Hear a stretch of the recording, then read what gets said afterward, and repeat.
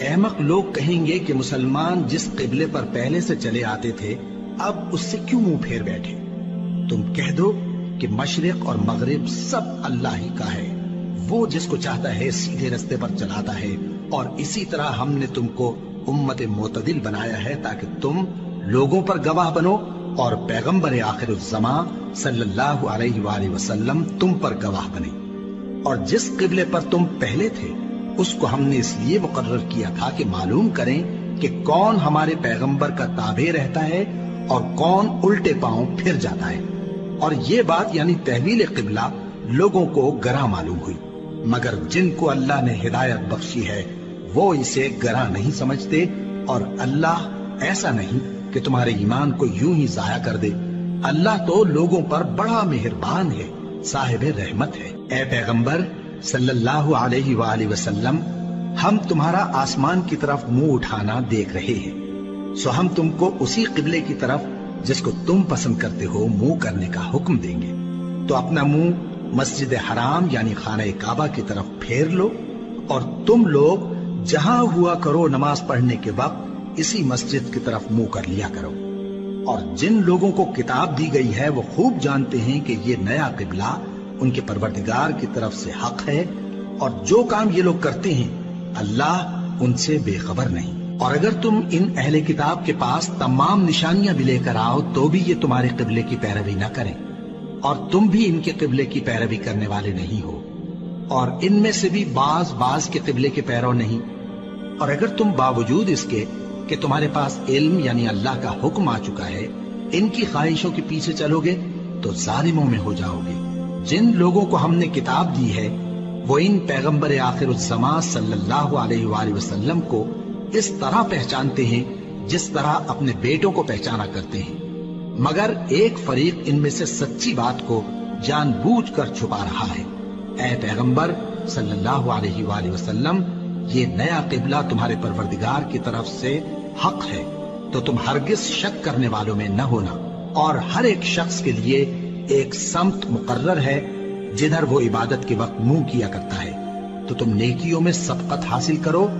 تم جہاں ہوگے اللہ تم سب کو جمع کرے گا، بے شک اللہ ہر چیز پر قادر ہے۔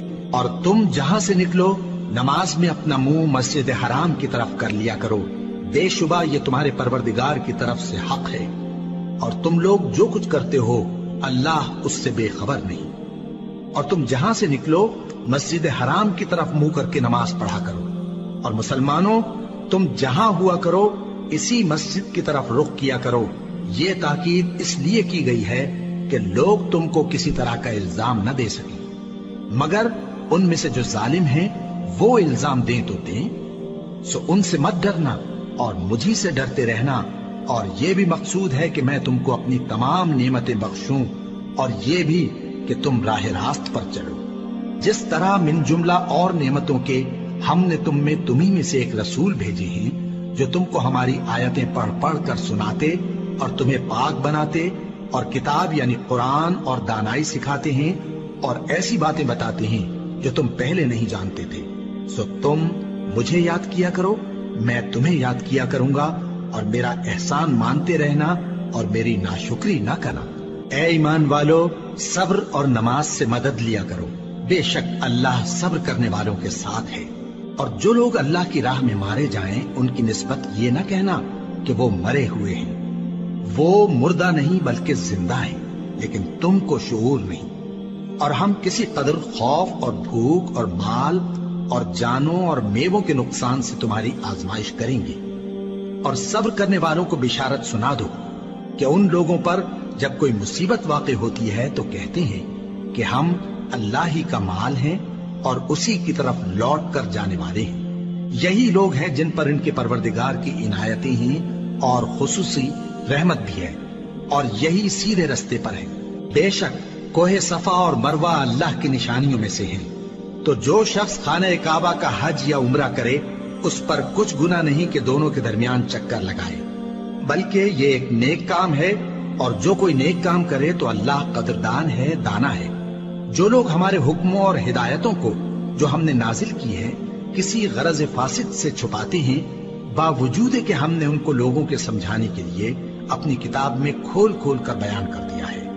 ایسوں پر اللہ اور تمام لعنت کرنے والے لعنت کرتے ہیں۔ ہاں، جو توبہ کرتے ہیں اور اپنی حالت درست کر لیتے ہیں اور احکام الہی کو صاف صاف بیان کر دیتے ہیں تو میں ان کے قصور معاف کر دیتا ہوں، اور میں بڑا معاف کرنے والا، بڑا مہربان ہوں۔ جو لوگ کافر ہوئے اور کافر ہی مرے، ایسوں پر اللہ کی اور فرشتوں کی اور انسانوں کی سب کی لعنت، وہ ہمیشہ اسی لعنت میں گرفتار رہیں گے۔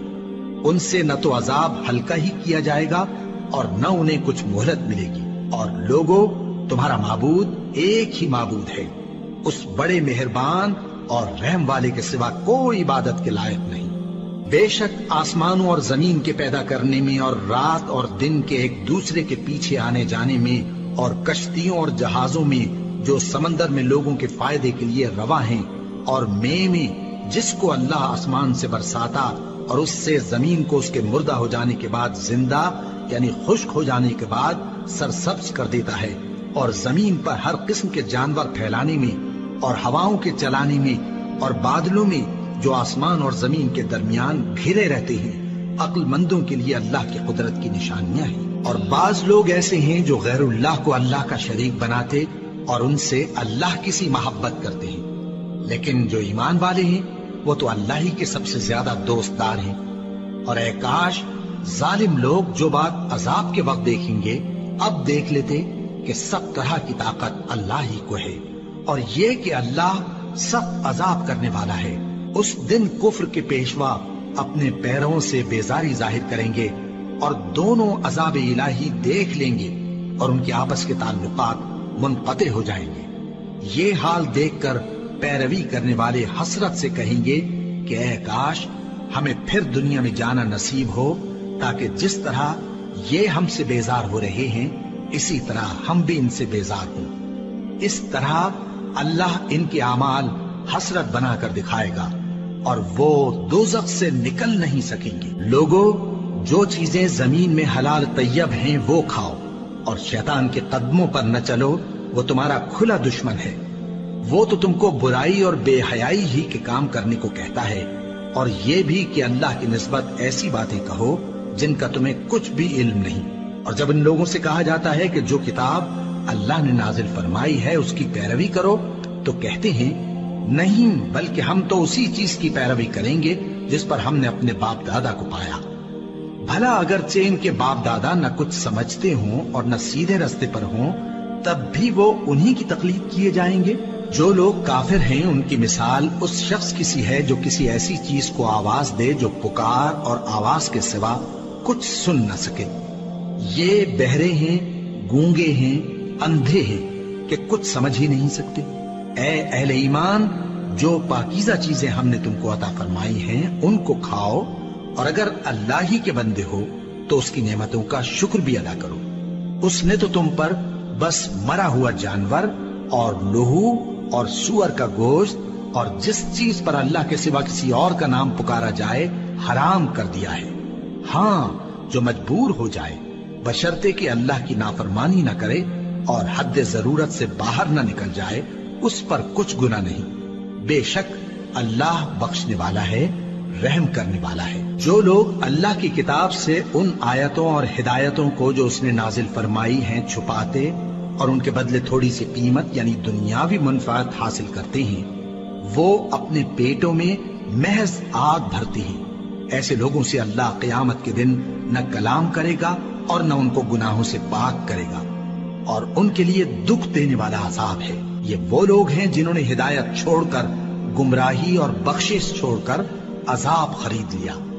یہ آتش جہنم کی کیسی برداشت کرنے والے ہیں۔ یہ اس لیے کہ اللہ نے کتاب سچائی کے ساتھ نازل فرمائی، اور جن لوگوں نے اس کتاب میں اختلاف کیا وہ ضد میں آ کر نیکی سے دور ہو گئے ہیں۔ نیکی یہی نہیں کہ تم مشرق و مغرب کو قبلہ سمجھ کر ان کی طرف منہ کر لو، بلکہ نیکی یہ ہے کہ لوگ اللہ پر اور روز آخر پر اور فرشتوں پر اور اللہ کی کتاب پر اور پیغمبروں پر ایمان لائیں، اور مال باوجود عزیز رکھنے کے رشتہ داروں اور یتیموں اور محتاجوں اور مسافروں اور مانگنے والوں کو دیں، اور گردنوں کے چھڑانے میں خرچ کریں، اور نماز پڑھیں اور زکات دیں، اور جب عہد کر لیں تو اس کو پورا کریں، اور سختی اور تکلیف میں اور جنگ کے وقت ثابت قدم رہیں۔ یہی لوگ ہیں جو ایمان میں سچے ہیں، اور یہی ہیں جو اللہ سے ڈرنے والے ہیں۔ مومنوں، تم کو مقتولوں کے بارے میں قصاص یعنی خون کے بدلے خون کا حکم دیا جاتا ہے، اس طرح پر کہ آزاد کے بدلے آزاد مارا جائے، اور غلام کے بدلے غلام، اور عورت کے بدلے عورت۔ اور اگر قاتل کو اس کے مقتول بھائی کے قصاص میں سے کچھ معاف کر دیا جائے تو وارث مقتول کو پسندیدہ طریق سے قرارداد کی پیروی یعنی مطالبہ خون بہا کرنا اور قاتل کو خوشخوئی کے ساتھ ادا کرنا چاہیے۔ یہ تمہارے پروردگار کی طرف سے تمہارے لیے آسانی اور مہربانی ہے۔ اب جو اس کے بعد زیادتی کرے اس کے لیے دکھ کا عذاب ہے۔ اور اے اہل عقل، حکم قصاص میں تمہاری زندگانی ہے کہ تم قتل و خونریزی سے بچو۔ تم پر فرض کیا جاتا ہے کہ جب تم میں سے کسی کو موت کا وقت آ جائے تو اگر وہ کچھ مال چھوڑ جانے والا ہو تو ماں باپ اور رشتہ داروں کے لیے دستور کے مطابق وصیت کر جائے۔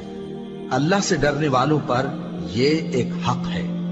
پھر جو شخص وصیت کو سننے کے بعد اس کو بدل ڈالے تو اس کے بدلنے کا گناہ انہی لوگوں پر ہے جو اس کو بدلے، اور بے شک اللہ سنتا جانتا ہے۔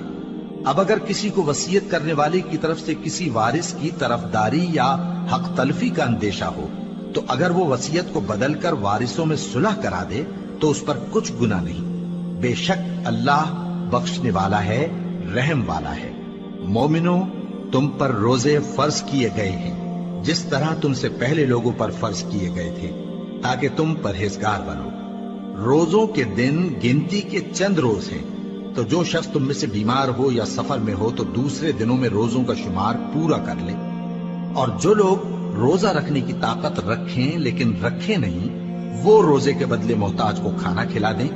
اور جو کوئی اپنی مرضی سے زیادہ نیکی کرے تو اس کے حق میں زیادہ اچھا ہے، اور اگر سمجھو تو روزہ رکھنا ہی تمہارے حق میں بہتر ہے۔ روزوں کا مہینہ رمضان کا مہینہ ہے جس میں قرآن اول نازل ہوا، جو لوگوں کا رہنما ہے اور جس میں ہدایت کی کھلی نشانیاں ہیں، اور جو حق و باطل کو الگ الگ کرنے والا ہے۔ تو جو کوئی تم میں سے اس مہینے میں موجود ہو چاہیے کہ پورے مہینے کے روزے رکھے، اور جو بیمار ہو یا سفر میں ہو تو دوسرے دنوں میں روزے رکھ کر ان کا شمار پورا کر لے۔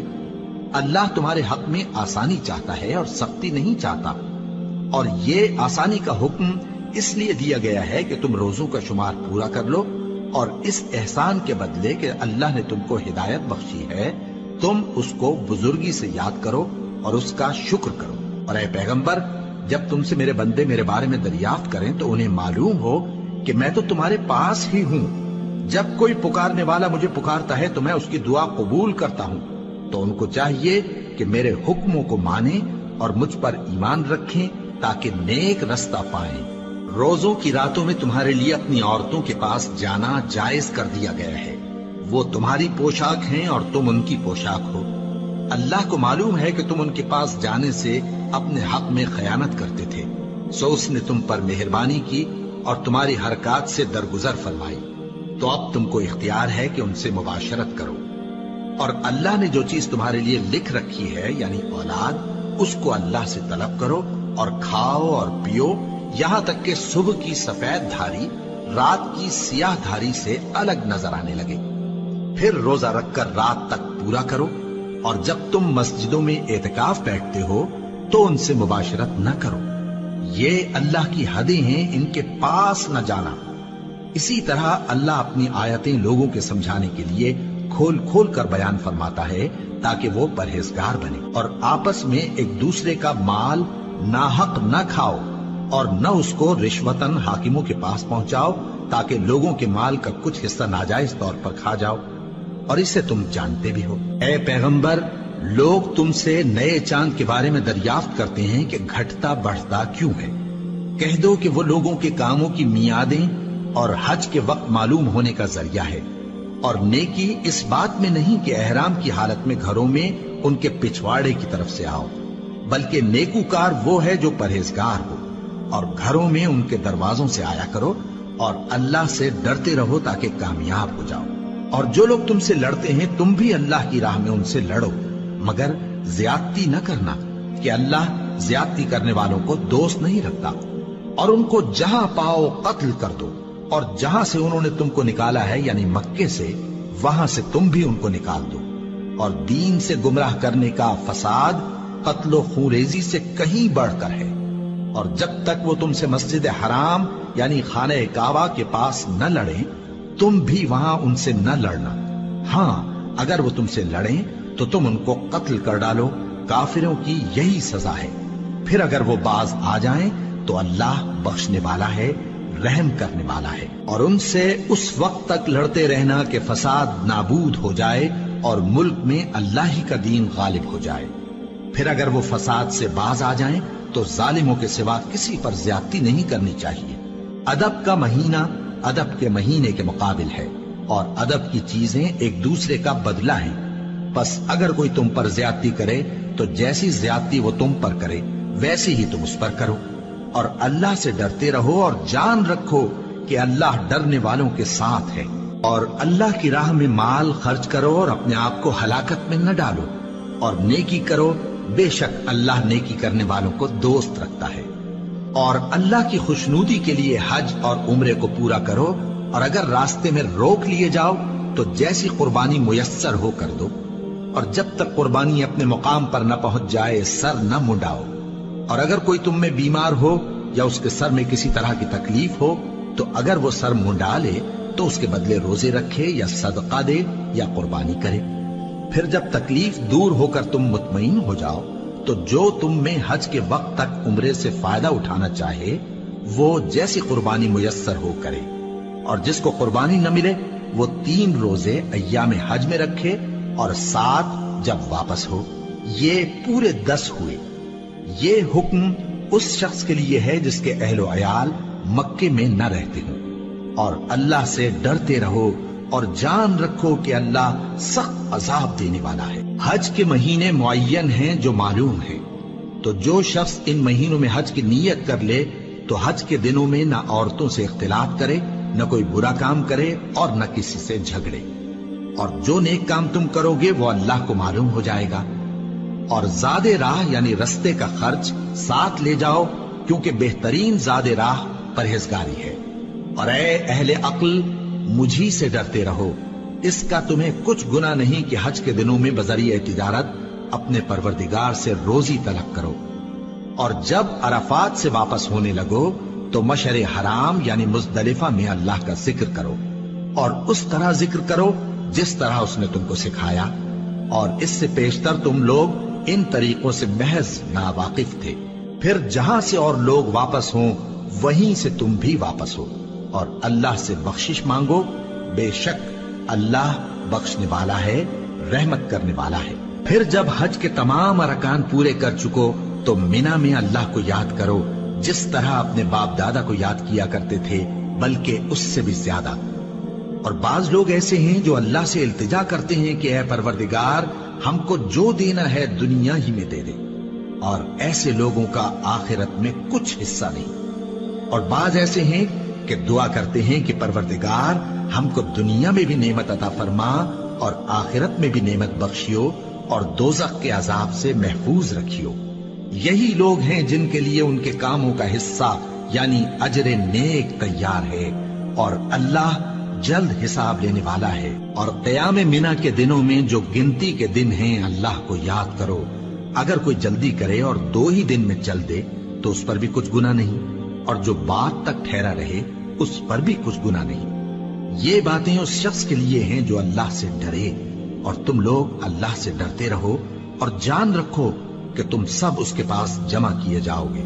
اور کوئی شخص تو ایسا ہے جس کی گفتگو دنیا کی زندگی میں تم کو دلکش معلوم ہوتی ہے، اور وہ اپنے معافی ضمیر پر یعنی اس بات پر جو اس کے دل میں ہے اللہ کو گواہ بناتا ہے، حالانکہ وہ سخت جھگڑالو ہے۔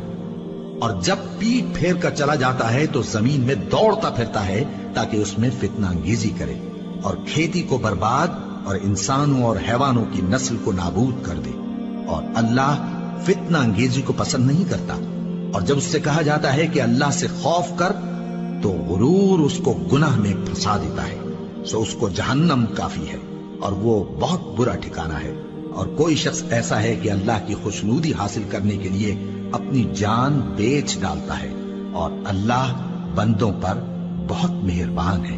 مومنو، اسلام میں پورے پورے داخل ہو جاؤ اور شیطان کے پیچھے نہ چلو، وہ تو تمہارا کھلا دشمن ہے۔ پھر اگر تم احکام روشن پہنچ جانے کے بعد لڑکھڑا جاؤ تو جان رکھو کہ اللہ غالب ہے، حکمت والا ہے۔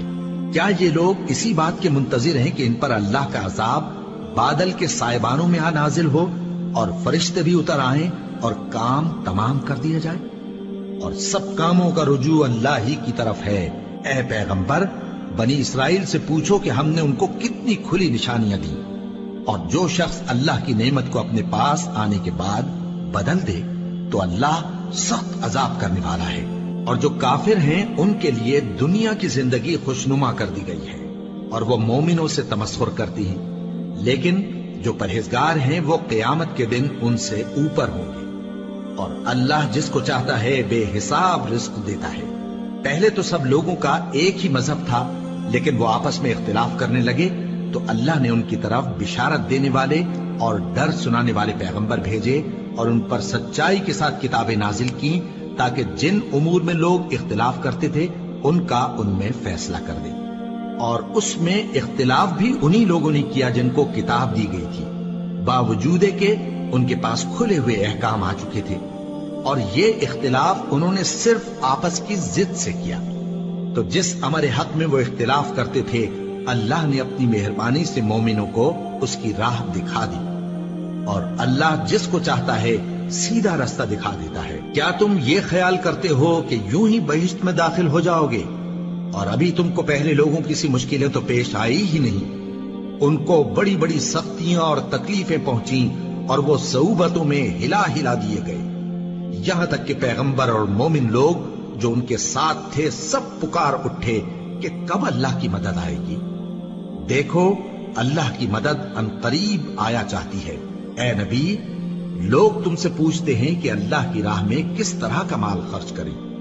کہہ دو کہ جو چاہو خرچ کرو، لیکن جو مال خرچ کرنا چاہو وہ درجہ بدرجہ اہل استحقاق یعنی ماں باپ کو، اور قریب کے رشتہ داروں کو، اور یتیموں کو، اور محتاجوں کو، اور مسافروں کو، سب کو دو، اور جو بھلائی تم کرو گے اللہ اس کو جانتا ہے۔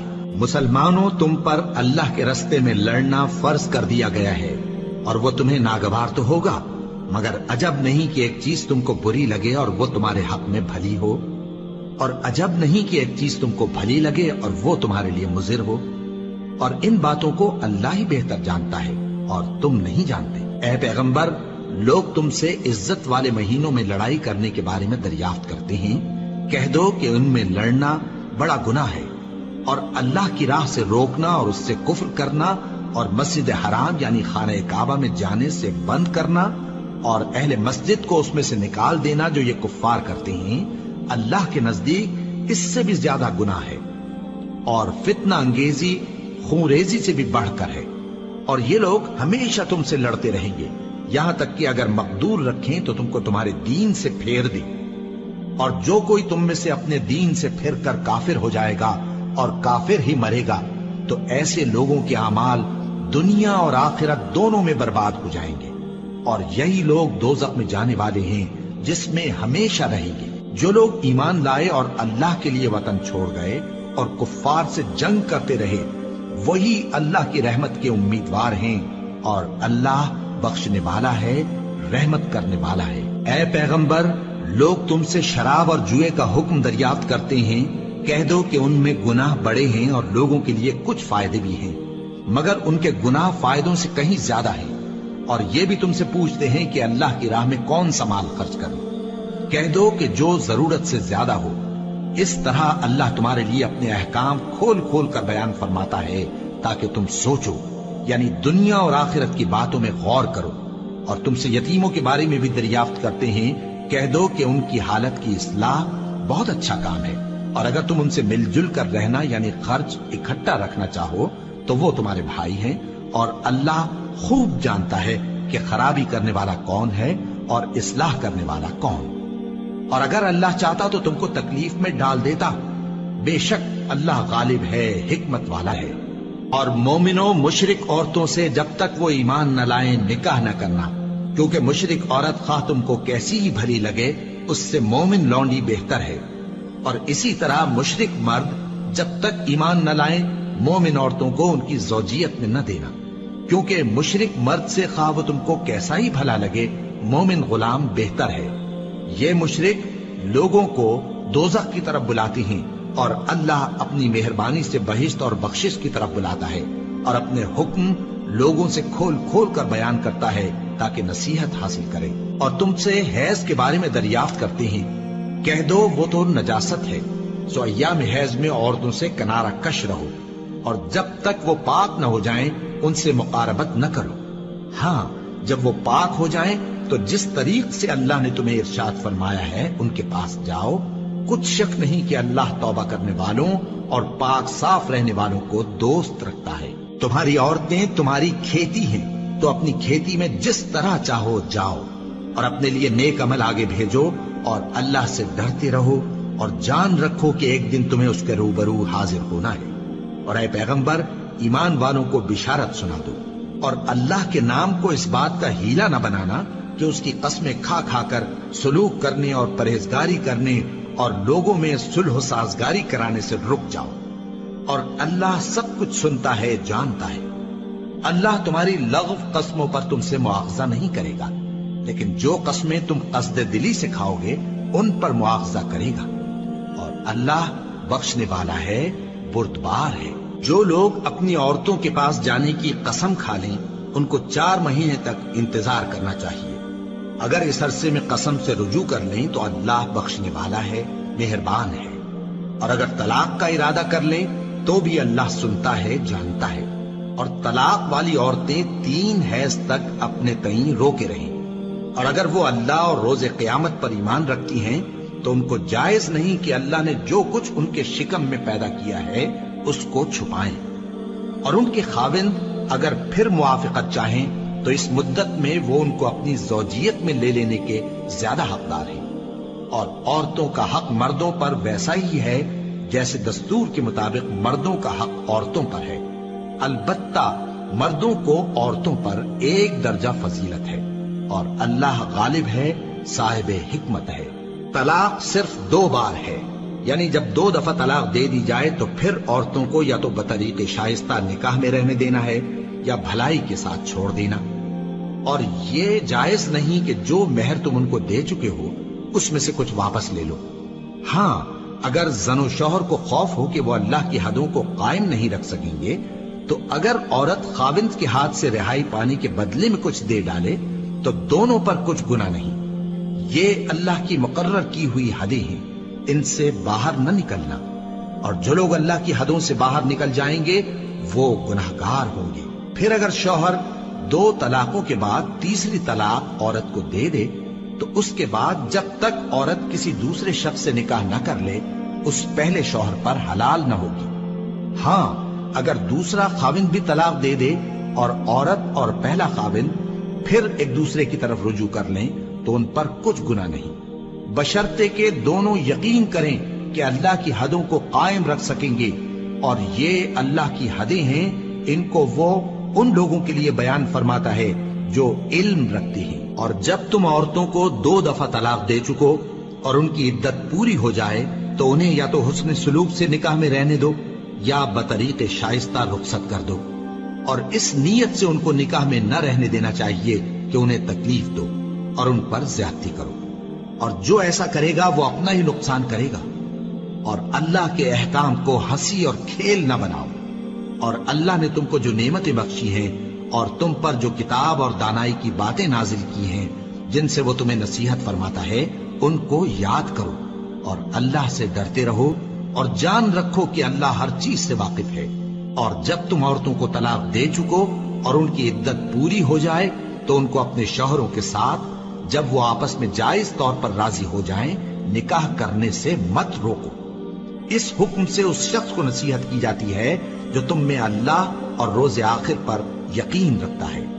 یہ تمہارے لیے نہایت خوب اور بہت پاکیزگی کی بات ہے، اور اللہ جانتا ہے اور تم نہیں جانتے۔ اور مائیں اپنے بچوں کو پورے 2 سال دودھ پلائیں یہ حکم اس شخص کے لیے ہے جو پوری مدت تک دودھ پلوانا چاہے، اور دودھ پلانے والی ماؤں کا کھانا اور کپڑا دستور کے مطابق باپ کے ذمے ہوگا۔